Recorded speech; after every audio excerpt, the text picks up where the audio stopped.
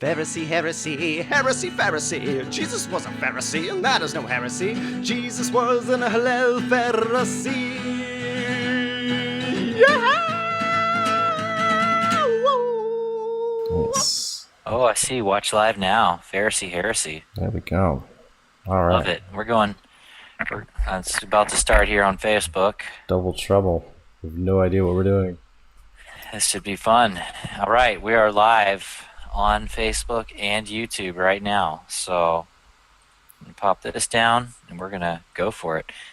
Welcome to the Pharisee Heresy podcast with Dr. Nathaniel Klein and Dr. Daniel Vaden. How's it going, Dr. Nate? Welcome, welcome. Very good to be back. Just trying to pull up my own Pharisee So while you're Heresy here. While you're pulling it up, I'll do a quick catch up on where we left off. We went over the two witnesses and identified who the two witnesses were last time. And the two witnesses represent the office of king and priest, and they represent the Messiah, and they represent the ecclesia, or the called out ones, the church, so to say. And so the two witnesses in Revelation chapter 11 represent the body of Christ, the ecclesia. And so as we discussed the letters to the seven churches, we got to a point now where we're ready to start opening up the seals. But before the seals are opened up, we'll just start off with a little bit of context. Do you have anything that you wanted to share from last time, Nate, or any recap points you wanted to? I was trying to remember about you were talking about the two menorahs, right? Menorahs in Revelation 11. Yeah, two menorahs in Revelation. Mm-hmm. I think you said one was, what did you say it was? Oh, they were the Christ's coming, first and second coming. Is that correct? Yeah, and this is just a Danielism, just an opinion. I like it. Yeah, of what it could be. It could, because it's not, to my knowledge, explicitly laid out. Zechariah had a vision of two olive branches and one menorah, and then John had a vision of two olive branches and two menorahs. So my contention is that perhaps it's because, Daniel had a vision, or Zechariah had a vision pertaining to the first coming of Messiah. Well, John witnessed the first coming of Messiah, and so John is given further revelation about the second coming of Messiah. So perhaps maybe that's why he sees two lampstands in his vision, and that's just a theory of mine. Do you hear my laptop having a freak out? I do not hear your laptop having a freak out. I'm slowly inching away because it's stressing itself out here. I just don't want people to hear the whole okay. No, you're clear on this end. All right. The fan is going. So if you see me inching, that's okay. Yes. So yeah, when we talk about the six seals, this chapter goes through the six seals pretty quickly, and then chapter 7 deals with the 144,000 that were sealed from every tribe of the 12 tribes. And then after that, you get the six trumpets, and then follow that, you get the seven trumpets, seven bowls of wrath. And this is all bringing judgment upon the beast, the Roman beast system. And at this point in time, it's the Roman Empire. It's not a papal Roman Empire, because papal Rome doesn't really become a thing until the late 4th century. And we will see that develop as we go, and the transition, the evolution. So you really have these seals poured out upon imperial Rome, and then you have the trumpets poured out upon papal Rome during the time of the medieval period and Renaissance period, and then you have the bowls poured out as we transition into the modern age, as far as history is concerned. So you really kind of hit, three different periods here. So we're in for a lot of history. Is that what you're saying? Lots of history. We're Revelation is going to take us all the way up to modern day. And, I feel like the listener will be convinced, maybe not convinced, but at least intrigued to look further after today as we examine the first 6 seals and see how do these seals line up in history. Because futurists, when they read about the seals and the trumpets and the bowls, they try to interpret the passage oftentimes based on like current headlines. So Trump got shot in the ear. Okay, that must be the deadly head wound of the beast, or whatever it might be. I feel like that's but the all those Jonathan Cahn's like thing too. He's like, all right, let's make everything modern day. Like, oh, this happened to Isaiah and Jezebel, and it's like you're just making it fit. Why don't you predict something future, sir? Yeah. And in order to do that, you have to rip it out of its context too, and make it a singular event that's not connected to the whole passage as a whole. It's our problem in America too. It's like prophecy is always about America. It's like we're a small cog in the wheel, I feel. Yeah, especially when you start definitely a bringing small it towards Rome and the papacy. It's like that's the central focus, and I'm sure we'll be brought into that. Yeah, we basically have 3 major players. Well, kind of 4. Okay, so what you have is Imperial Rome, which is the secular political authority or empire, upon which the woman or the prostitute of Babylon rides. And so you have another way of looking at it is you have the beast from the sea and you have the beast from the earth. And so the beast from the sea is representing Rome and Roman Empire, and then the beast from the earth represents the papacy. And then you've got the other 2 players are you've got believers who are who believe in Yeshua, they hold to the testimony of Yeshua, and they keep the commandments of God. And then you have the Gentiles who are not following God, but what they are is basically you're either in one of 2 kingdoms. You're either in God's kingdom or you're in Satan's kingdom. So if you're Israel, you're part of God's kingdom. If you're a Gentile or of the nations, it means that you belong to the world, the nations as a whole. So you're part of that beast kingdom. But there's another player here that kind of gets overlooked or thrown in the mud, and that's the Jews, the Jewish people. And because they hold on to the testimony of the Torah. They hold on to the testimony of a Messiah, even though they missed the Messiah. But what I found really interesting, and this is kind of to give you just like this meta-narrative looking at the end of what we should expect to see next, where we are right now in the end of the 6th bowl going into the 7th bowl. So we're basically approaching Armageddon. So what we expect to see is Zechariah 12 through 14 play out. I'm ready to get it on. Yeah, Zechariah 12 through 14, it doesn't say that all nations come against Israel. It's a funny thing because that's kind of what we think. But it says all nations will come against Jerusalem and the inhabitants of Jerusalem. And it says that God will save and refine through the fire 1/3 of the inhabitants, and they will look on the one whom they have pierced and mourn for him as an only son. So what this tells me, when Zechariah 12 through 14 plays out, it's centered around a nation, a city, filled with Jewish people who have not recognized their Messiah yet, but who will be refined by the fire and shown Messiah. So we shouldn't just discount them as a player here, because they are a central player. My mom's in Israel right now. She just took a tour over. Oh, that's awesome. Hopefully it's very fruitful. Yes. And they're safe. Yeah. So, peace be unto her. She's going to have a great time, I'm sure. I love Israel, man. I got to go back. Got to go back one day. I just want the falafel. Again? Yes, the falafel. No, yeah. The only thing I was thinking about when you're talking, that's something we kind of said last time. The different, we got the beast system, and you got the ecclesia, and then the Jews are the third, and I feel like especially right now, everyone's just focused on like the liberals and like there's just a distraction. It's like the Antichrist comes from like a Christian religious understanding. Like even Right. like I was watching I think Mike Winger was doing on the Pope, just like things the Pope is saying, like Pope Francis, just like making everything like kosher with the Muslims, and he's just trying to like, Yes. it's like your Saw God is this. God and my God is God, and yeah, it's all the same God. It's like okay, it's not okay.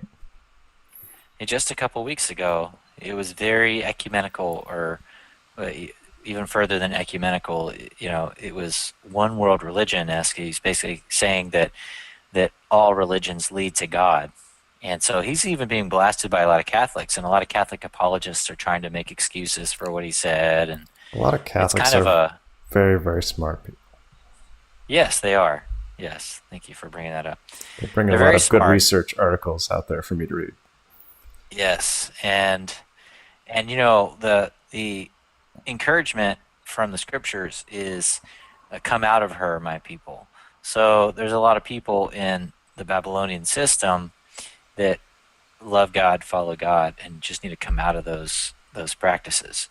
And this, yes, it applies primarily to the apostate church of Rome, but we got to remember that Protestantism, it was a branch off of the apostate Roman Church, and most the Protestant beliefs still carry a whole lot of those false belief systems. Like changing the Sabbath to Sunday, to the Lord's Day, and getting rid of God's feast days, and even the substantiation. I think Lutherans believe in, but there's a lot of things that the Protestants didn't protest enough. They didn't reform enough. So it's not necessarily it's just a stamp of approval on anything Protestant if we're speaking negatively about Catholicism. It's really about identifying Babylon and a contrast between the commandments of God and holding to the testimony of Yeshua versus a religion that attempts to usurp that position of authority. Anyways, Yes. I could drone on about that, but do you want to get into the seals and have some fun? Yes. Sorry. Continue. All right, to the fun. we are going to identify the 6 seals. I'm a fun tonight. sucker. This will be fun. So let's see. I will. We talk about not trying to interpret these seals based on the current headlines.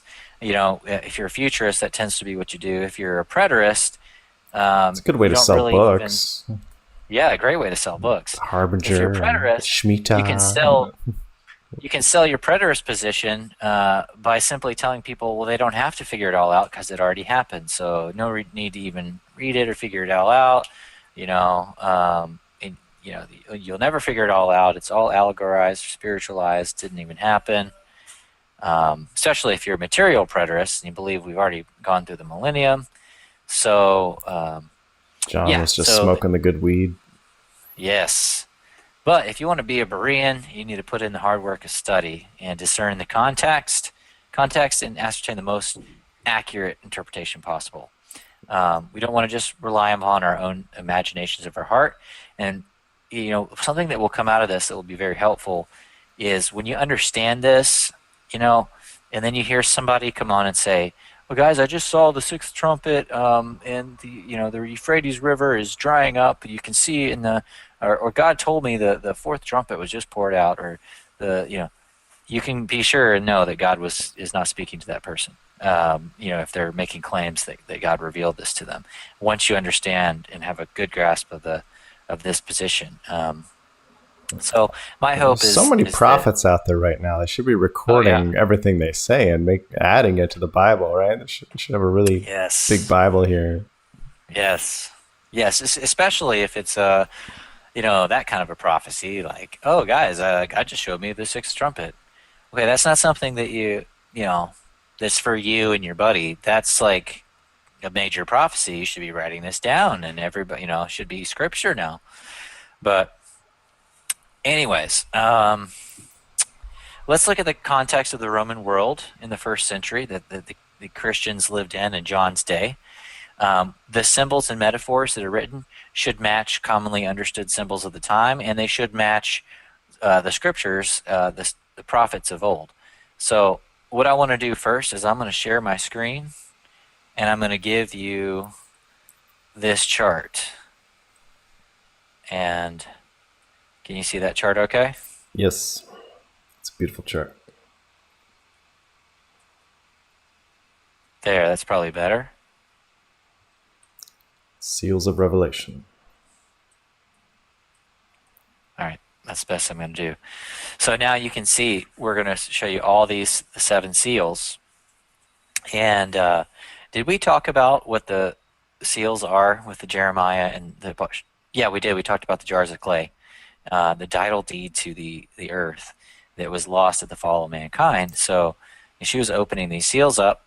The first seal is the time of Pax Romana, or peace in the Roman Empire. And that's from 96 to 180. And then the second seal is a time of civil war. So you have the white horse, the red horse, you have the black horse of economic turmoil, and you have the pale horse of famine and pestilence. So the first 4 trumpets are all very closely connected, and the second through 4th are just lumped together into this time period of 180 to 284 because there's a lot of overlap between them. And then the 5th trumpet is the Diocletianic martyrdom from 303 to 313. It's a 10-year period. It's the worst martyrdom of Christianity to that point. And then you have the 6th seal of terror and restructuring the entire Western Roman Empire. And then the 7th trumpet, you have a short period of silence followed by, the 7th seal, you have a short period of silence which introduces the 7 trumpets, which are then followed by the 7 bowls. So, yeah, the 7th seal opens all the rest of the stuff up. And so that I place from 395 until the greater apocalypse, which is the second coming of Christ. So I kind of coined this idea of, like, Christ's first coming and the destruction in 70 AD is like the lesser apocalypse. It's the shadow picture of this final apocalypse that will occur in the future. So I kind of just called that the greater apocalypse. So is that pretty clear so far? Makes sense. Clear as mud. Done for tonight? Yep. Next time. Hope you guys all believe me and buy into this now. I'm just kidding. I just hope I that was you just thinking test about this. the horses again and Zechariah and how they kind of mirror. I think when I first went through Zechariah, I was trying to match them up. I'm like, it's the same horse. Like, no, it's just showing different time periods, right? And so Zechariah's horses would have been revolving around the Persian Empire and the coming of Greece and all that. And now this is talking about something completely different. Right. Yeah. Okay. And it's not that God can't use the same horses over again, or that they don't represent the same angels, maybe. Right, yeah, that's what I was thinking. We may never know. But certainly different, things were happening. All right, so let's get into the first seal. And let's see if I have the... In that futurist camp, you just have that mindset. It's like everything has to be future. Yeah, everything. It can't be happening right now. Right. Let me fix this. That's what I did. That's why. That's going to be better. Okay. I'll pop over here to Revelation 6. I was watching Prophecy Bingo, and Chris Rosenberg was singing a song. He's like, I bet you think the Bible's about you, don't you? That's great. That's perfect. That a lot of people take. So let's see. About me. Let's see. Let's do Prophecy Bingo. Is the first seal, the white horse, about the 2024 Olympics, or is it about the Roman Empire in, Jesus spoke to me, and I think he said... I love when they say that. I think. You misheard the Lord? Yeah. Well, let's said go which back. prophet ever? All right, so I watched as the Lamb opened one of the 7 seals, and I heard one of the 4 living creatures say in a thunderous voice, "Come." So I looked and saw a white horse, and its rider held a bow, and he was given a crown and he rode out to overcome and to conquer. So I kind of did this with some friends earlier and asked them, what is the Left Behind version of this verse? All right. So if you had to look at this like you're a futurist, or what would you hear on the headlines or the Instagrams, and you read this verse, how would you interpret? I think it's the white horse, Jesus, right? He's coming back. Okay. Yeah, because he's got to be on a white horse, you know. That's why I was confused. Like, he comes back to rapture us, then he comes back later to conquer and judge. Right. Is this the third and fourth coming? How many comings are there? Yeah, and apparently, he's only given a crown when he comes on the horse. Rode out to overcome and conquer. All right. So now, what if you were trying to use symbolism from historical context and maybe previous prophecy? Then how would you look at this passage? It's still tough, but the white horse would be peace, right? He's coming in peace. Okay, yeah, peace. Bow, king. Okay. I don't know. Is he Crown, good? king. Archers. Yeah. He's got lots of archers. Yeah. Right. Yes, archers. So now, some Roman artillery. What if I told you that a Roman triumph is a commonly known phenomenon in which a Roman emperor or a general, I'm going to stop sharing for just a second. So there, so you can see me better.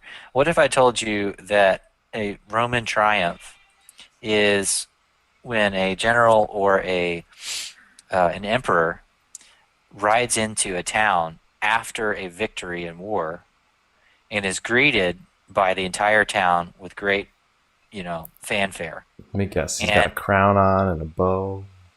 Yeah, so he would wear a garland, so a crown. That word there can be garland, where it's like that leaf crown, symbolizing peace and victory. And he rides on a white horse. So if you're a Roman general or emperor, you just won in battle, you present yourself to the town after scoring a victory, you're wearing a garland on a white horse. Now, a bow is a little bit more subjective because you wouldn't necessarily have to have a bow. You could say a sword or a spear or, a shield or whatnot. So what's interesting, though, is during this time period, you have a sequence of events of 5 emperors in a row known as the Good Emperors. All historians call them the Good Emperors of Rome, starting with Nerva. And Nerva was a Cretan. I believe he was the first Cretan Roman emperor. And Cretans are known for their archers. So it very well could be that the bow is simply pointing to the fact that this is a time in history, the best period in Roman history, the most expansion in the Roman Empire, and most victory and prosperity, beginning with a Cretan emperor. So this would occur right after, what do we talk about? Right after you see the scene in heaven. So this is 96 CE where John is given this vision. So I'm going to pull up my my notes here. So Nerva, let's see if I have the... How did he come to power? Oh, that's a good question. It's been months since I've... Because the other 5, are they all Cretans? So the other 5 were not all Cretans in the sense of born a Cretan, because from this point on, Nerva started doing adoptive succession. So the emperors started a practice of adopting a son who would become their successor rather than a natural-born son. So that'd be rough if we're natural born. Yeah. And so actually, you would say then, if you're adopted into his family, that would also make you a Cretan to one degree. But they all essentially came from this Cretan emperor. At least he started it. Okay. And so, uh, Remember, Josephus was adopted in a similar fashion oh, okay. by Yeah. Vespasian. So the, I don't know I if didn't that was to remember be that. emperor, but probably not. Right. Just he was considered Right. family. Yeah. So the next five consecutive emperors of Rome are Nerva, Trajan, Hadrian, Antonius Pius, and Marcus Aurelius, and they're known as the five good emperors of Rome. It's known as the most prosperous, peaceful, and expansive period in Roman history. Now I'm going to share my screen again, show you a couple things, and okay. So the first five of these was Nerva, who was the first Cretan emperor. They were known for their infamous bowmen, thus the symbolism of the bow. The Nerva Antonine dynasty consists of 7 emperors of Rome: Nerva, Trajan, Hadrian, Antonius, Marcus Aurelius, Lucius Verus, and Commodus.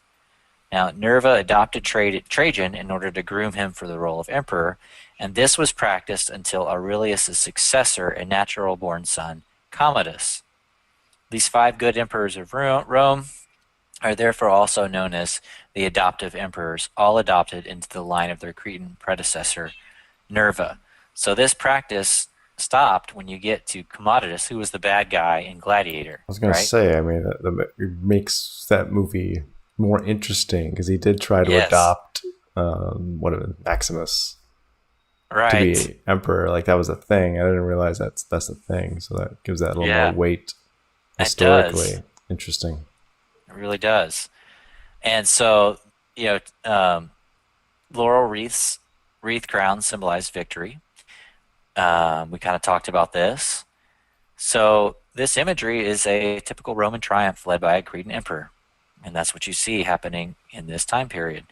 Now, just to verify, because I didn't throw it up there with my notes, if we look up when was Nerva emperor, you're going to see 96 to 98. So that's the exact same year John received this vision. So the first smack dab, right in your face thing to happen that John has shown is, well, here you go. Here's your Cretan emperor. And I'm going to show you successively what happens after this. So just to give you a little bit more to chew on. Because of credibility for the audience at the time, too. Right. Because they would be alive to actually see a few of these things unfold and be like, okay, so you got a few rights, the rest is probably on par. Right. I'm not doing well with my computer management here. Okay. It's beautiful. You're doing all the work. There we go. All right. Can you see these coins okay? Yes. All right. So, yeah, on these coins, you can see, yeah, here's coin of Trajan, and here's Marcus Aurelius. So you can see them doing a triumph right here. I picked these guys because it's a really good image of the coin, and they were probably the more successful of them, especially Trajan. The emperor was most expansive under Trajan. You can see the laurel crown, the wreath right here, and you can see the triumph right here. Again, there's the laurel wreath and the triumph. Really So making now me we want to have- go watch Gladiator. Yes, yes. So now we have archaeological numismatic evidence of the symbolism occurring at that time, which matches with the description We've all of the seen first it, seal. too. It's like we've watched a movie. Right. We've watched a movie, you Seen know. Gladiator. It doesn't have to be the 2024 Olympic ceremony with some weird, you know, thing going on, or Good description. you know, doesn't have to be Pegasus coming down in the sky. Yeah, so that was the Pax Romana, this Wow. time of peace in the Roman Empire. So then we'll get to the second seal. And it's odd because it says he came to conquer, but it was peaceful conquering. It's Yeah, so like Cyrus the Great had to conquer Babylon and to bring yep. peace to 150 some provinces. hmm The Yeah, known so it world. was, and the Romans did a pretty good job, especially during this time, of ruling their subordinates. They didn't just crush everybody. They provided infrastructure, and so people were, I think, pretty happy, pretty peaceful, at least. That's why they call them the good emperors. Now, that's not to say there weren't horrible things that were happening, because there were persecutions of Christians that were happening. Right. Especially, I think Hadrian, I think Trajan might have done some, definitely Marcus Aurelius. So And when did you say the good emperors end? What year? that would have been I was just thinking about the Bar Kokhba with rebellion, Commodus. So 130. 96 to 180. Okay. Yeah. So now it doesn't mean things were necessarily great for God's people, but they were Well, they great. shouldn't They have were been. good for the Bar empire. Kokhba was a false messiah, and those Right. Jews shouldn't have been rallying behind him, anyways. True. So now we're going to get to a period of civil war. So That reminds me so before much I- of like when they first, the Israelites first go into land of Canaan, and nobody talks about this story because they're like the 12 spies come back and they're like, "Oh no, don't go in," and like God's like, "All right, then you got to go wander," and then they try, but they don't tell you. They go and they try it, and Moses is like, "Well, I'm not going with you," and they get like destroyed. It's like they missed Messiah. They're like, "Oh, let's ban behind the next one that shows up," Right. because we didn't follow that last one. That's a good point. Yep. It's like it's too late. Yep. Slow obedience is no obedience. Yep. So, all right. So we'll hit the second seal. When the Lamb opened the second seal, this is Revelation 6:3. I heard the second living creature say, "Come." And another horse went forth. It was bright red, and its rider was granted permission to take away peace from the earth and to make men slay one another. And he was given a great sword. All right. What's the Left Behind version? What's the futurist version of this? We're reading the second seal here. Yeah, second seal. Another horse went forth. It was red. I forget what red means. I'm thinking Zechariah here. I'm guessing war. Yeah. Take away peace, of course, from Blood. the earth, and to make men slay one another. I don't know, some Nicolay Carpathia stuff going on, and Yeah. tribulation time, and I mean, it's kind of self-explanatory. You're making men slay one another sounds almost like berserkers, like just madly slaying each other. But another way to see this is just it means civil war. They're slaying each other, and they're slaying their own people. And he's given a great sword. So it's actually kind of straightforward. The only problem is if you try to interpret this hyper literally and think that there's a red horse that comes out of the sky. But remember, this is a vision of something in heaven. So a picture of something in heaven illustrating the effect it has on the earth, which is taking peace away. So Pax Romana is over. You would expect if you're taking peace away, now we should see the period that follows Pax Romana, this great period of peace in the empire. And remember could see that them word being like, earth. it's communism, it's red, it's the Soviets, the Russians, and it's Yeah. China, causing these civil wars. Why look for a futurist interpretation when it's right here in front of us, starting in the very same time period that John was given it? So John in 96 says, okay, here's a period of peace, victory for the empire, and followed by a period of civil war for the empire. All right, so now let's take a look at the interpretation portion, and we'll see. So here's the time frame, 180 to 284. The seal depicts a period of immense civil war and chaos that follows the previous time of peace. Emperor Commodus, who reigned 180 to 192, was a vicious dictator and found his end when he was assassinated by Narcissus and then declared to be a public enemy by the Senate. I believe Narcissus was actually a gladiator or something, or a trainer for gladiators or something like that. So, anyways, um, and he was declared to be a public enemy by the Senate, so they didn't like him. Following his death in 192 was a year in which 5 men claimed the title of Roman emperor.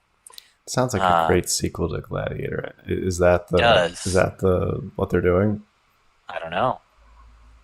I kind of hope so. It'd be pretty cool. So 193 became known as the year of the 5 emperors, and then when there are 5 emperors claiming the throne, you're going to have civil war. By the end of this tumultuous year, a guy named Septimius Severus was the final contender to seize power. Sorry. Yes, Severus. That's good.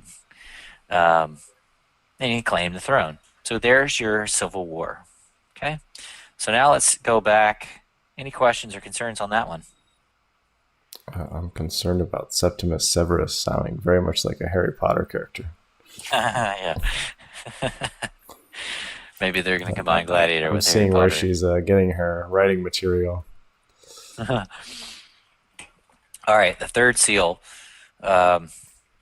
Interesting that in the Berean Standard Bible, the translator adds a title, the third seal, famine. Like they tell you, oh, this means famine. Well, let's read it. Verse 5, I looked and saw a black horse, and its rider held in his hand a pair of scales. And I heard what sounded like a voice from among the 4 living creatures saying, a quart of wheat for a denarius, and 3 quarts of barley for a denarius, and do not harm the oil and wine. All right, where does your mind go when we first read through this? I'm thinking famine, and I'm thinking like, well, why is it a denarius? It's like, oh, John's just using monetary terms, and he didn't know what money looked like in the future. Right, that's a good point. Were they still been using the denarii? Yes. Those coins you're showing, they're denariuses, right? Or Yeah. some sort of Yeah. So that's a great point. What's the plural? This dates it to that time period. If he's seeing a denarius, now, yeah, like you said, it could just be, oh, John's seeing a picture of money, and that's what. Well, okay, well then he could have been shown gold or silver, not in a denarius form. But the other thing he sees is the 3 main agricultural crops of the empire as well: wheat, barley, so the grains, and then the oil and wine. So, he didn't say things that we might say today that are our main crops. Might be corn or soy or whatever it might be. Avocados on avocado toast was this much. They're already too expensive. Right. So we're already given a clue to the time period and just the language that's being used here as well. And a pair of scales. I mean, I don't think this was a digital scale or anything like that. I think this was a pair of scales that, one side. So, all right. So now if wine was cheap, I would just live off that, man. You get your calories from there. Yeah, get your calories, plenty of calories. So now let's just kind of read about that. Time frame, 180 to 284. And it's a black horse, if you remember. So Roman agriculture centered around 3 most important crops: grains, olives, and grapes. The same cannot be so easily said in today's global economy. A denarius was 1 day's wages for a soldier or common laborer. A quart of wheat is enough to feed a man for 1 day, and 3 quarts of barley, which was an inferior grain so it was cheaper, would feed his entire family for a day. So what this phrase is seemingly saying is that there would be a significant economic distress that would entail, causing the need for budgeting and creative ways to finance Rome's armies. So the horsemen would essentially limit this economic distress to 1 day's wages being able to buy the bare necessities of life. And so it wasn't so bad that, you couldn't survive. You could still feed your family and, do not harm the oil and wine. So, not everything was affected drastically, but it was enough to where, the oil and the wine, maybe those are a little bit more luxuries anyways. and except for what you would need for the baking. But the point is, a day's wages for a Roman soldier would be able to feed yourself wheat or your family barley. So be able to get by, but it would be tough times. Yeah, So our we should- variety today is so massive. Right. But Yeah, we just it's hard to even assume, I guess, that comprehend the that. futurism is just speaking kind of metaphorical for all crops. Right. Right. So it's kind of harder to be a futurist when you read it this way. Now, Back then, like even the Jewish feast days, like I think Passover is barley harvest and Shavuot is wheat harvest. Everything's centered around like these two crops. They're like yeah. Yeah, and Sukkot is going to be your grape and wine harvest right, too. fall harvest. Yeah. So following Commodus's death in the year of the five emperors, Septimius Severus began buying the loyalty of the military through increased pay and substantially increased the size of the armed forces. Now, to do this, he diluted the coinage, and that created a precedent for future emperors, leading to hyperinflation eventually. So the relationship between the emperor and the army began to shift to the point that now divine succession could no longer be assumed to be sufficient to garner the loyalty of the armed forces. It wasn't that you could just, succeed the throne and claim to be Augustus or God. Now, Rome would see the rise of the barracks emperors, who came from and were raised to power by the army. So it was kind of like this population contest within the army of the emperors that they actually trusted. And so the first of which was Maximinus Thrax. Maybe that's what the next Gladiator is going to be about. That could be cool. And there were many more to follow. And this led up I was just to, thinking if they had the Commodus character again, they could bring that actor back. What's his name? As like an older Yeah. character. I'm like, that'd be cool. that would be cool. Joaquin Phoenix. Joaquin As an older Phoenix, guy. Yes. Yeah, but they already killed him in Gladiator. You Oh remember? yeah, It was actually, yeah, forgot that. I think it was Maximus that did it. Right. Yeah. Never so, mind. I'm a terrible so maybe he didn't Ridley quite follow Scott history fan here. perfectly. Yeah. Yeah, because So- he dies later. I don't think they'll be bringing him back. But anyways, so this led up to the crisis of the 3rd century, also known as the Imperial Crisis from 235 to 284.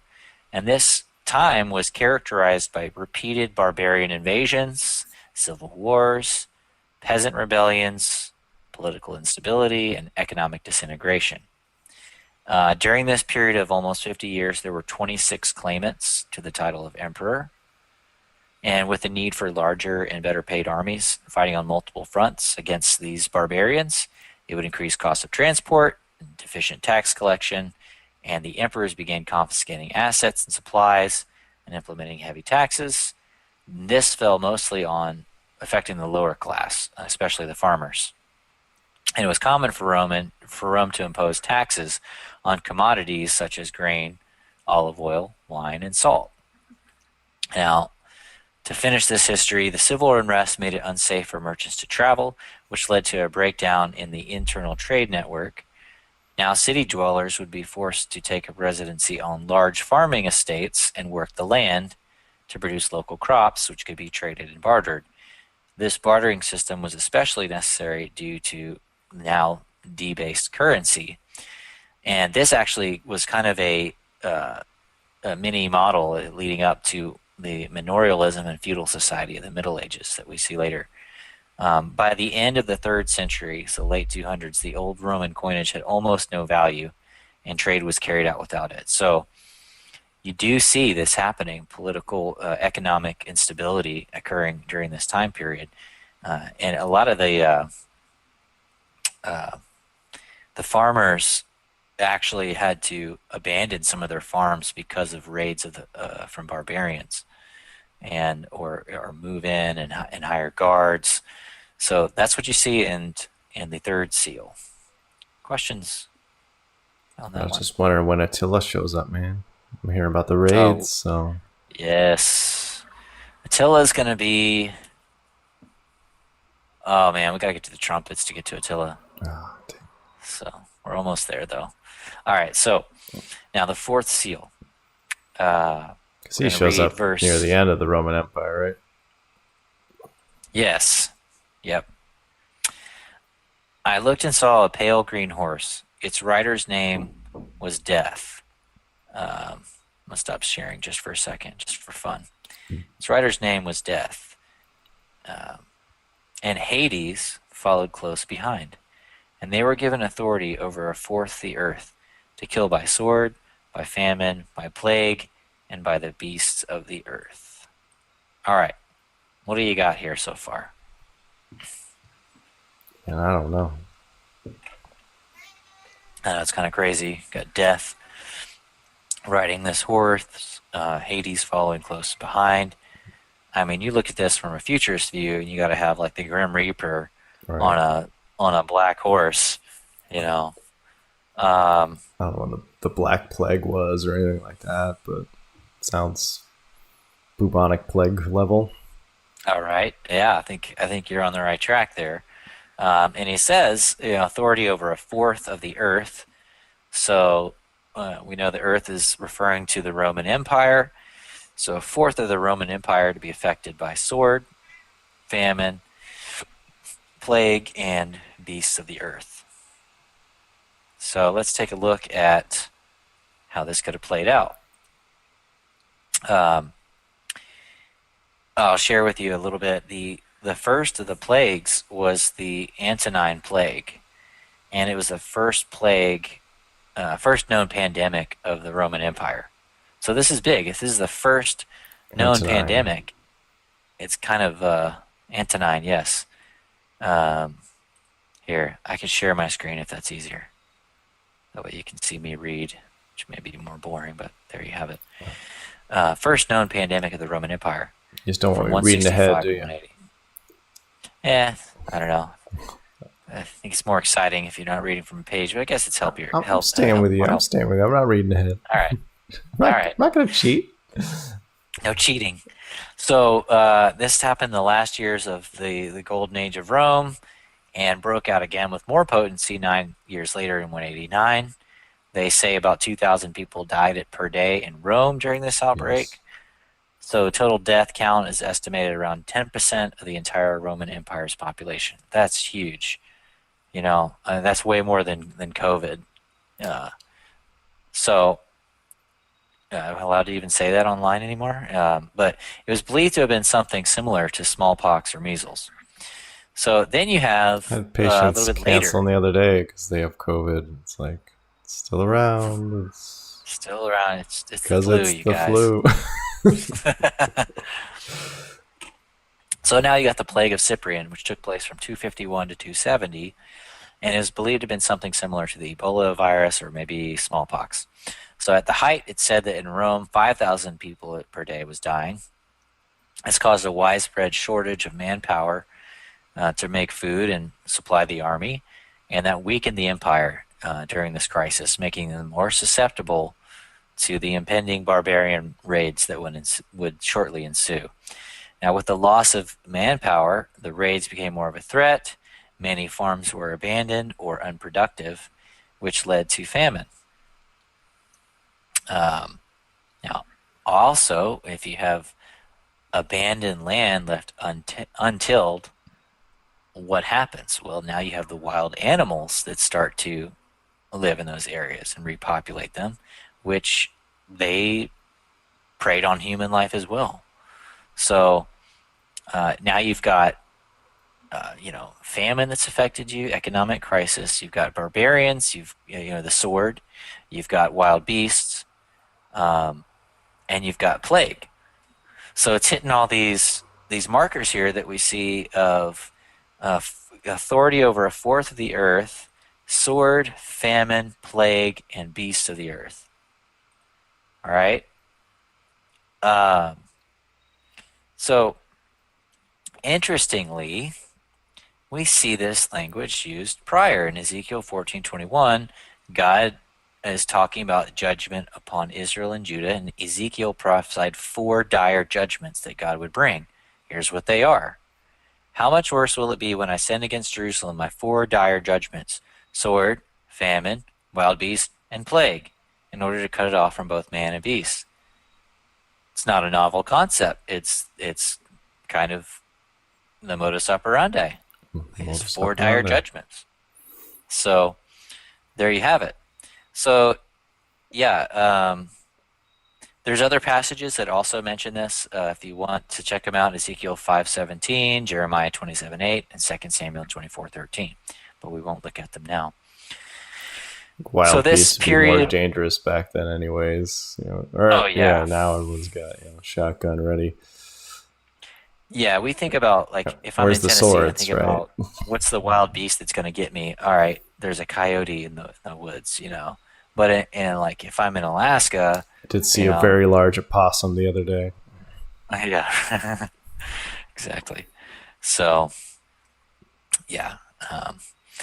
All right, so that spanned about 92 years from Commodus' death to the rise of Emperor Diocletian, and he's credited with ending the crisis. So now we're going to go back and we're going to look at the fifth seal, which is entitled The Martyrs. So we hit the time of Diocletian, and now we're going to get this. The Lamb opened the fifth seal.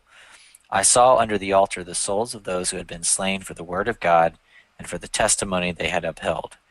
And they cried out in a loud voice, "How long, O Lord, holy and true, until you avenge our blood and judge those who dwell upon the earth?" Then each of them was given a white robe and told to rest a little while longer, until the full number of their fellow servants, their brothers, were killed, just as they had been killed. So, So now the Left Behind would say this is people have been raptured, and then people are going to heaven, and then this whole scene is taking place in heaven. so this must be, these are souls that had been slain. So perhaps a tribulation, description of what they believe to maybe be this 3.5 year tribulation. So I believe that narrative goes like this. They believe that the Daniel's final week will consist of 7 years, and the first 3.5 years will be the Antichrist having a covenant of peace, and the Jewish temple will be operating, which is why everybody's excited about these red heifers, because they believe that the Jewish temple has to be operating for the Antichrist to then desecrate it and break his covenant of peace after 3.5 years.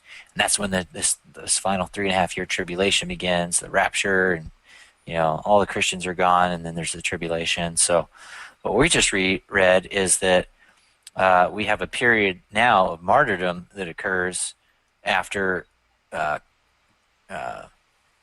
the time of Commodus and entering the time of Diocletian. So we'll see a lot of tribulation. That's why I believe that the Great Tribulation began as soon as Christianity, as soon as Messiah resurrected from the dead. That's when the tribulation began. So what do you get here when you go through and read it? I mean, we kind of talked about it, but... All right, let me see if I can get this. The Lamb opened the fifth seal. I saw the altar, the souls of those who have been slain for the word of God, the testimony they had upheld. I'm not sure what the altar would be there. Yeah, so he's seeing this heavenly vision, so he's like this heavenly altar. Okay, so it is an altar in heaven. Yeah. Well, it could be Yeah, what you so there- mentioned, the bad emperors taking people out. Yeah, so let's take a look now in history and see what happened during this time. So this is 303 to 313, a 10-year period. So these had been slain by the fourth beast kingdom, Rome, for the word of God and for the testimony they had upheld. Now, this is God's commandments, and the testimony is referring to Yeshua. And we see this phraseology mirrored in Revelation 12:17, where it says that Satan is coming against those who keep the commands of God and hold to the testimony of Yeshua. So the martyrs described here are Christians slain by Rome, and not referring to saints of old before the time of Yeshua and the fourth beast of Rome. So you can go back and see that this fifth seal corresponds to the last 10 years of the Smyrna age, if you want to take a look at that, where it says they will suffer tribulation for 10 days. Now, it's not to say that those martyred before Yeshua don't count, but this is specifically talking about those martyred for their testimony in Christians during this time. So following the cross, the resurrection, and the ascension, Yeshua established his heavenly kingdom. It was at this time war broke out in heaven, and Satan was cast to the earth, where he has come down with great fury, knowing he only has a short time. Those who overcome and did not love their lives so as to shy away from death are promised white garments. We read this in Revelation 3 in one of the letters to the churches. So this corresponds here to the white robes that all martyred saints are given. We saw that. Oh, I didn't put the verse here. I don't have it. Okay. I'll pull it here. So each of them was given a white robe and told to rest a little while. So we saw that the white robes were for those who overcome. So those were for the martyred saints. Now these martyrs under the altar asked God how long until God will avenge their blood and judge those who dwell on the earth or in the Roman Empire. And they said, rest a little longer until the rest of your fellow servants, your brothers, were killed, just as they had been killed. So the fifth seal contains the last 10 years of martyrdom, or a little longer, until the final persecution under pagan Rome would cease, shortly be followed by the sixth seal, which would sequentially unravel the Roman Empire and deliver the head wound to the beast. What's the head wound? The head wound occurs in the final seal. So it's, I'm sorry, the final, the fourth trumpet, if I'm remembering correctly. We'll get there, is what you're saying. Okay. We'll get there, yeah. So off topic, but what do you think about the souls under the altar, like in heaven? Do you think people go to heaven? Good question. Like soul sleep versus yeah. So there's two ways. I mean, if you look at this as a picture symbolism, it doesn't require that these are living souls actually doing this action. It's just John given a vision of God basically hearing the prayers or the cries of the saints as they're martyred, right? In a sense, martyred, taking up their cross as Yeshua took up his cross, and so essentially laying their lives down on the altar, so there's the sacrificial altar, and then you have the incense altar of the prayers of the saints rising up to heaven. Is that phrase under the altar used anywhere else? That's a good question. So let's find out. What does it mean to be under an altar? To be in the ashes? Because it would be like a grate, wouldn't it be? So you would, an animal, like ashes. Ashes would fall through and into the fire, essentially. The voice of your brother's blood cries out to me from the ground. And it would be earth. It would be under the altar.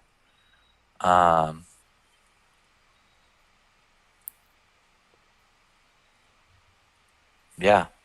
So that's kind of the image I get, is that their blood is crying out. Is in the ground. The blood would even drip down. Yeah.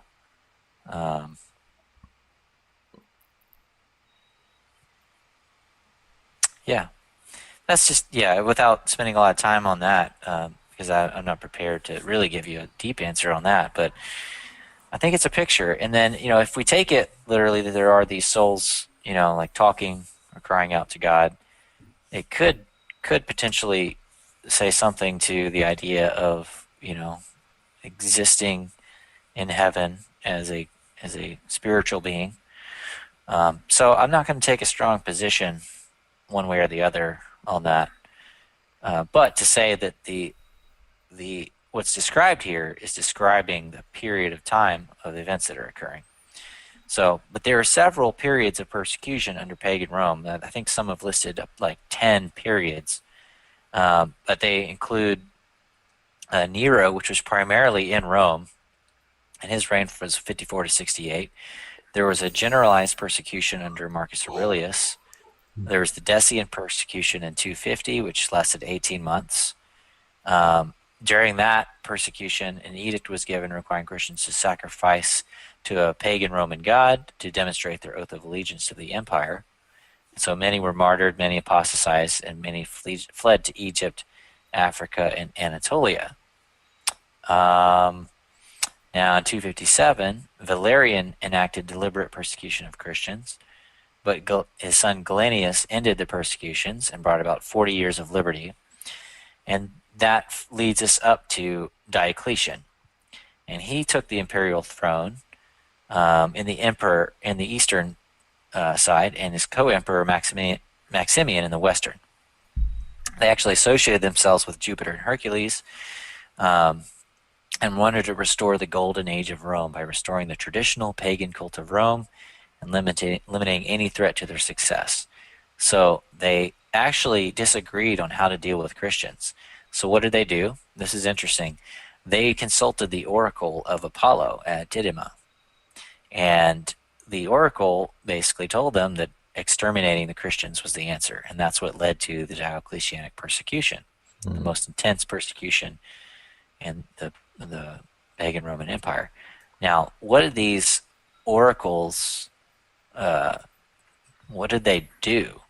Well, I don't know if I've talked about these oracles before, but you have several different oracles. Another one is the Sibylline oracles, or the oracles at Cybele. And these oracles were women who were deemed to have a special connection to one of these pagan deities like Apollo, and they would basically get high on fumes that come out of cracks in the earth. And so they would sit over these cracks, sniff these fumes. I think I see a pagan goddess behind you right now. Oh, yeah? Oh, hey, Izzy. And then you know what else they would do? They would start babbling, like speaking in tongues. And they would just say these wacky things, and then there would be someone that would interpret what they said and tell them what the oracle had spoken. All right, and if you want to have some fun, just go read like the Sibylline oracles and some of the things that they said. But yeah, so my point is that that's a great example to be careful with Christian mysticism that is promoting and pushing mystical experiences as if that's a sign of your relationship with God. Because guess what? The pagans did that kind of stuff too, and you don't know what you're messing with, and you got to be careful with that. How dare you, Dan? Exactly. I see people, just are very haphazard about that sort of stuff, and basically naming and claiming every thing that they see as a mystical experience as from God. And that's how our people think that they're hearing from God all the time. And they tell you that the fifth seal is, I don't know, some current headline. God told them so, right? Because it felt good. All right. So what they got from this was that they should kill all the Christians. All right, great idea, right? So this was the last and most severe persecution of Christians in the Roman Empire. The edicts issued include imprisonment and forced pagan sacrifice. The fourth edict required all men and women and children to participate in a public pagan sacrifice or be executed. This persecution lasted for 10 years until the Edict of Milan was issued by Constantine and Licinius in 313. Yes. Our Donald Trump. I mean. Pretty much, yeah. So in 313, these guys signed this together. Now, Constantine and Licinius didn't really get along, but he was able to do this. So here's what Wikipedia says about the Diocletian persecution, is the empire's last, largest, and bloodiest official persecution of Christianity. And it failed to eliminate Christianity in the empire. After 324, Christianity became the empire's preferred religion under Constantine.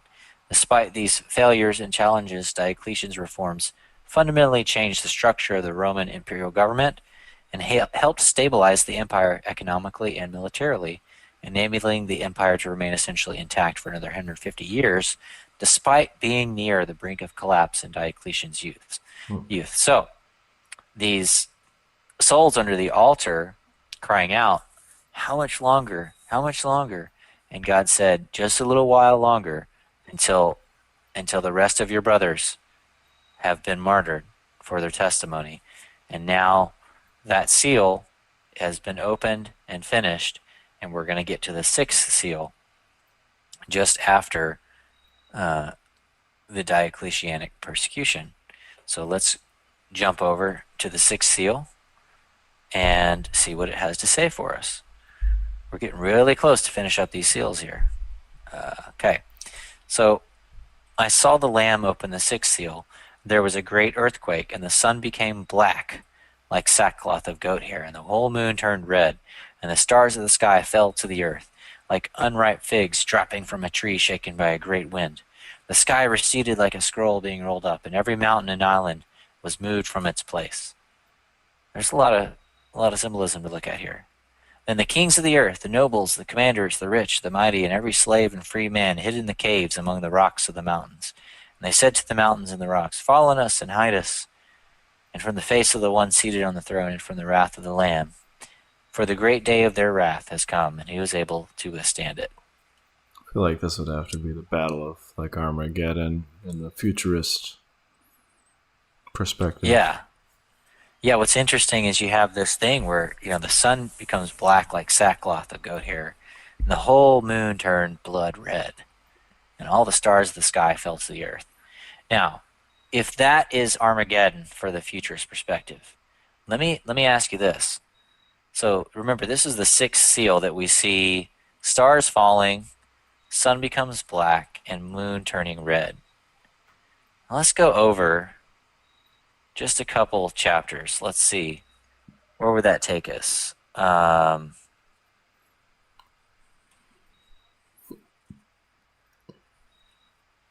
Fifth trumpet. Just keep thinking about Sixth like trumpet. I even got into it. I first got into like keeping the feasts. You start reading about all the blood moons and all that. Oh yeah. Like, oh, it's coming, it's coming. No, it's not.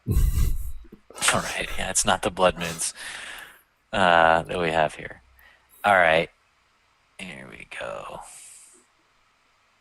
So if that was Armageddon and the sun's doing this, it turned in black like sackcloth, moon's red, stars fall from the sky. Well, then what do we have here in the fourth trumpet? It says a third of the sun and moon and stars were struck. A third of the stars were darkened, a third of the day was without light, and a third of the night as well. Well, that kind of seems like the same event, like this scary, crazy celestial event where the sun and moon and stars are darkened, and so How many maybe times these can are all the stars fall symbolic. from the sky? Right. Well, they can happen a few times, as you can see. It's really the language of the prophets. If you just look over to the side here, you'll see it's in Isaiah 13, Ezekiel 32, Joel 2. All right, so now let's go back to Revelation 6, and we will we'll go through it and see what it could be. Now, for time's sake, I'm going to just give you right to the interpretive portion. So the sixth seal opens up. This is from 312 to 395. From basically the Edict of Milan giving peace to Christians after this time of persecution up into Emperor Theodosius' death. It's a symbolic description of political upheaval in the current Roman Empire. So in 293, Diocletian had split the empire into two divisions, Eastern and Western. And he created the rule of four known as the Tetrarchy. So Diocletian ruled from the east as Augustus, with Galerian as his Caesar, and Maximian held the title of Augustus, with Constantius as Caesar in the west. So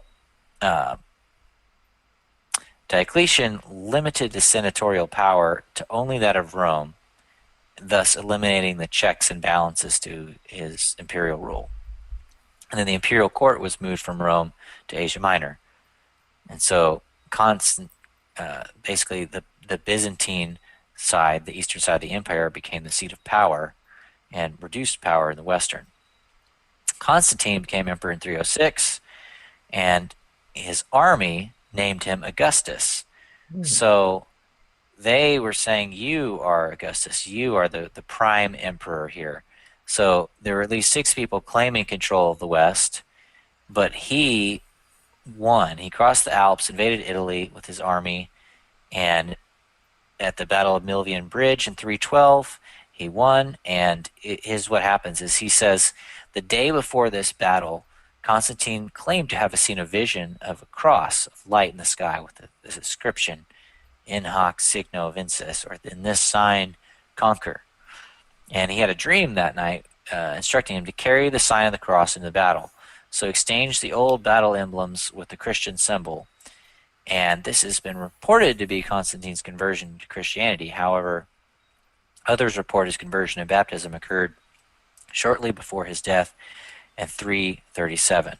So for fun, I'm going to just pull up and show Doing a lot of things for fun tonight. Constantine's cross. There we go. There's the Cairo. The Cairo, yeah. Or whatever you say. Yeah, exactly. So there you have it. I guess there's probably different versions. Back when so I he was in claims college, to- it was cool to get a Cairo tattoo. I almost got one. Oh, yeah. Glad I didn't. So, yeah, so there's your... Anyways, that's just a fun history there. But so when he won this battle, he established a truce with Licinius in the east, and he signed the Edict of Milan. And then what this did was it provided religious freedom for all faiths, but particularly the Christians, because it ended the Diocletianic persecution. Now, this truce eventually broke down because Licinius didn't like the Christians, and so Constantine defeated him and then became sole ruler over the empire and reunited it under his rule. And he completely restructured the empire. You'll see a restructuring, same kind of restructuring happening in the trumpet that we just looked at, that had the same kind of effect on the sun and moon and stars. Okay? So that is pointing to restructuring of an empire. And we'll get to that when we get to it, but these two are connected in that way. They both have a restructuring of the empire. So he built the city of Byzantium, which he named Constantinople, moved the capital from Rome to Constantinople, and built Christian churches, pagan temples. A lot of the pagan temples he converted, and a lot of pagan idols he converted to Christian images. He erected statues of previous emperors, including himself. Not a very Christian thing to do. Despite claims that he was truly converted, he maintained the pagan symbols of Sol Invictus and Mars on his coins. He was not a Christian. The central seat of power was effectively moved from Rome to Constantinople in the eastern half, which is the eastern foot of Daniel's statue, going back to Daniel 2. So, in 325, he organized the Council of Nicaea, where Christianity was defined and Arianism was condemned. In 326, he had his own son executed based upon false accusations of adultery, and he died the next year in 337. So, Constantine never made Christianity the official religion of the Roman Empire. But he did ban pagan sacrifices, ritual prostitution, crucifixion, and gladiatorial contests. So what it did was he created the culture for Christianity to begin to thrive and flourish and obtain power. So now this is described as an earthquake, the sun becoming black, moon turning red, stars falling from the sky. So let's just break this down and go through it. Earthquakes represents a shaking of political structures, like shaking the fig tree. The fig tree can represent a nation and its leadership, just like Yeshua used the fig tree imagery when he pronounced judgment on the nation of Judah. Luke 13 and Matthew 11. We won't go there. When Nahum pronounced judgment on Nineveh, he compared the military fortresses of Nineveh to fig trees. All your fortresses are fig trees. When shaken, they fall down in the mouth of the eater. So, 2 stars falling from the sky are likened to the fig tree, meaning the stars also represent leaders, politicians, and military commanders. So now we're seeing the image falling. These stars falling are talking about leaders, politicians, and military commanders falling or losing their power or position. So when Yeshua talks about how we could command a mountain to be thrown into the sea, you can understand now Yeshua was talking about uprooting and overcoming nations and kingdoms and political structures of the world, because mountains represent kingdoms. Hills represent seats of government authority. So he's telling us that by faith, we're enabled to withstand the powers of the current world system, and one day we'll overtake them, we'll rule them, but not that we can have these telekinetic powers, right? If we just pray hard enough, right? That we can actually pick up a mountain and move it into the sea. Yeah, so this is just the scripture where he says that. We'll skip over that. So mountains and islands being moved refers to upheaval and restructuring of the Roman Empire and its client states, which is what happened during Constantine's time. Now, the sun becoming dark means it has lost its power and efficacy.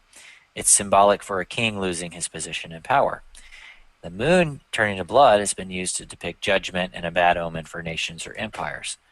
The same symbolism is found in Isaiah. So you see in Isaiah 13:10, when they talk about the judgment of Babylon, Ezekiel 36 or 32 concerning Egypt, and Amos 8:9 concerning Israel, and Matthew 24 concerning Judah. So the same type of language was used in events that have already happened. So we know it's not actually stars falling out of the sky and the sun losing its power. It's referring to symbolism for political upheaval. Joseph's dream is a great example, because he says the sun, moon, and stars bow down to him, yet we know that they were symbolic of his mom, his dad, and his brothers. Okay, it's a family affair.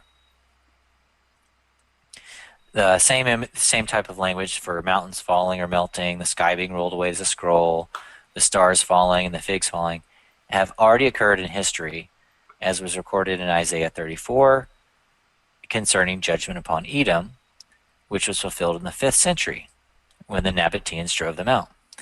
So, Isaiah 34, 3 and 5, just to show you.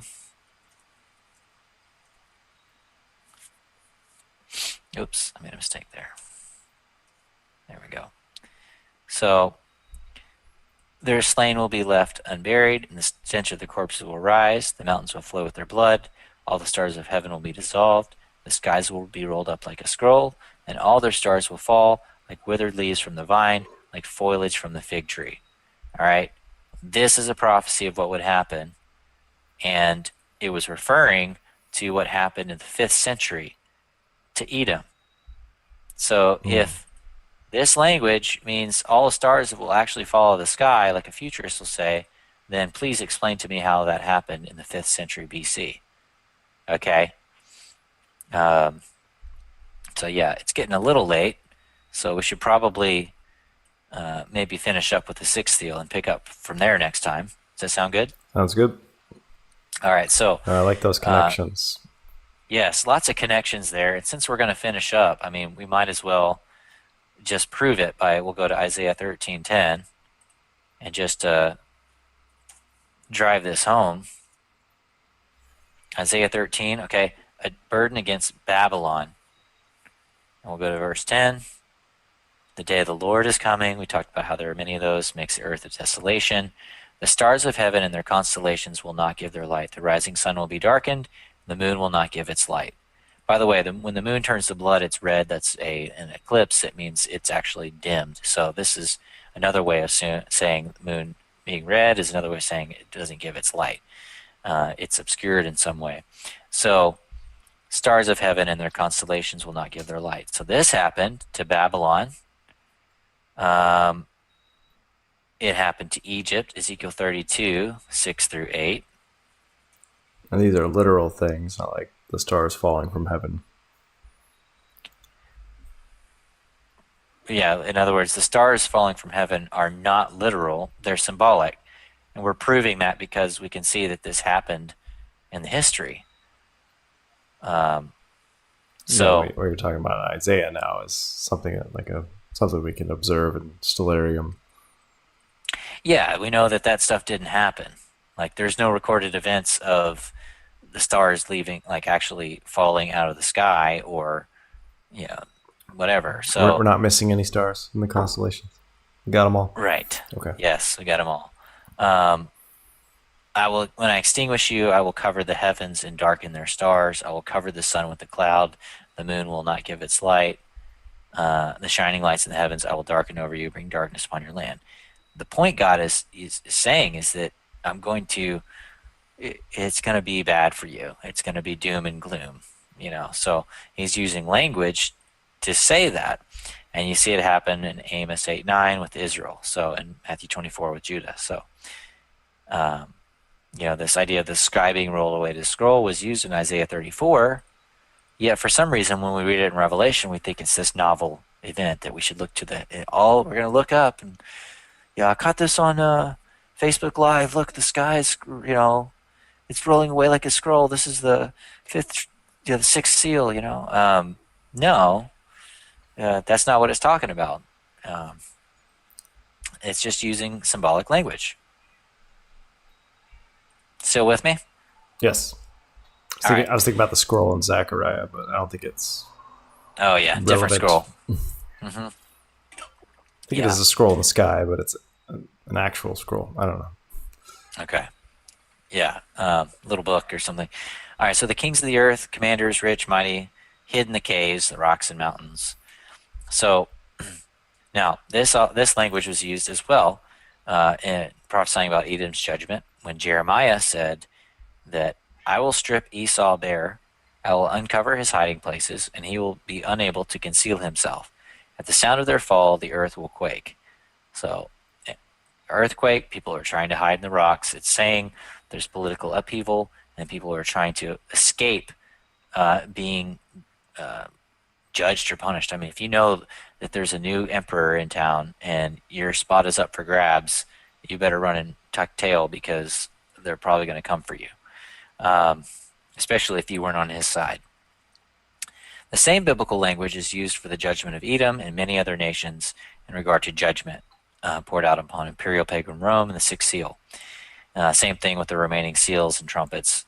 Constantine was used by God to bring judgment and terror upon the current state of pagan Rome, causing many of the former rulers to flee into hiding. During his tenure, Constantine successfully fended off the barbarian raids. God also used Constantine to bring about the end of the Diocletianic persecution and usher in a short period of peace and tranquility for Christians. So, just because God used him doesn't mean he's Christian, though. Right. Just like God used many others. So he brought this period of peace and tranquility. And here's an ancient coin minted during his reign.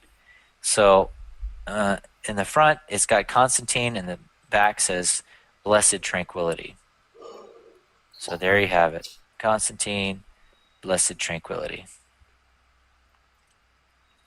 So this wasn't the end of the beast by any means.